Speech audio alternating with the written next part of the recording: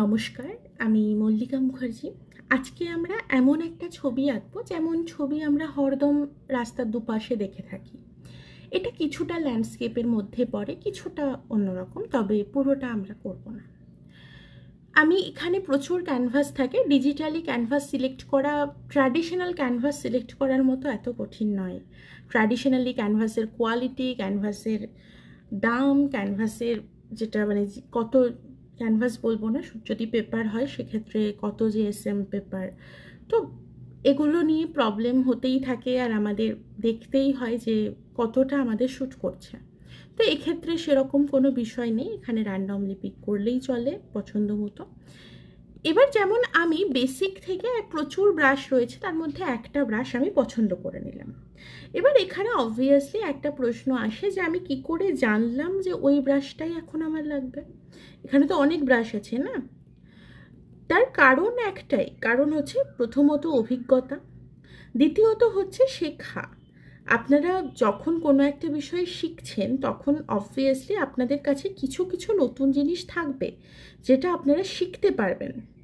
আর যখন শিখেছেন তখন আপনি কিছুটা নতুন জানবেন, আর যেটা আপনি জানবেন সেটা আপনি ইউজ করতে পারবেন। সমস্ত জায়গায় সমস্ত ব্রাশ কাজ করে না, সব জায়গায় সব ব্রাশে কাজ করলে কাজ ফোটে না। এবার আমি যে ব্রাশগুলো ইউজ করছি সেই ব্রাশগুলো কতটা বড় ছোট হচ্ছে আপনারা দেখতে পাচ্ছেন, সবসময় ঠিকঠাক সাইজে আসছে না। তো এটা আমাকে বুঝতে হচ্ছে কতটা লাগবে। আমি সবসময় যে জিনিসটা বুঝে একবারে করছি তা নয়, রাদার দ্যান আমি এক্সপিরিয়েন্স করছি। আমি এখানে কিন্তু যেটা করেছি এখন সেটা কিছুটা এক্সপেরিমেন্ট আর কিছুটা যেমন চেয়েছি লোকটা দেখতে, এটা অনেক ডিফারেন্ট দেখতে লাগবে। এরকম ধরনের ছবি আপনারা রাস্তাঘাটে হামেশাই দেখতে পান। এখন ছবিটা দেখতে খুবই অদ্ভুত লাগছে আমি জানি, কিন্তু যখন ছবিটা শেষ হয়ে যাবে তখন দেখলে বুঝতে পারবেন। ব্যাকগ্রাউন্ডে আশপাশে প্রচুর গাছপাতা এটা ওটা অ্যাড হয়ে যাবে, তখন ভালো লাগবে ছবিটা।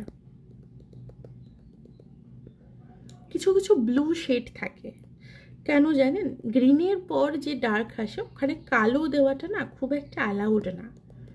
তো আমরা সেই জায়গায় পার্সিয়ান ব্লুকে বেশি প্রেফার করি। এবার এখানে পার্সিয়ান ব্লু, যেহেতু এই ব্রাশটা না লাইটলি ব্লেন্ডেড ব্রাশ, সেই জন্য আমরা যদি এখানে কালার অ্যাপ্লাই করি মিক্স হয়ে আসে কালারটা, তো ঠিকভাবে চলে আসে, আমাদের অসুবিধা হয় না। কোথায় কোন শেডটা অ্যাপ্লাই করতে হবে বা কোথায় কোন ব্রাশ অ্যাপ্লাই করব, কোন কালারটা কিভাবে নেব, কোন লেয়ারটা কিসের পরে আসবে,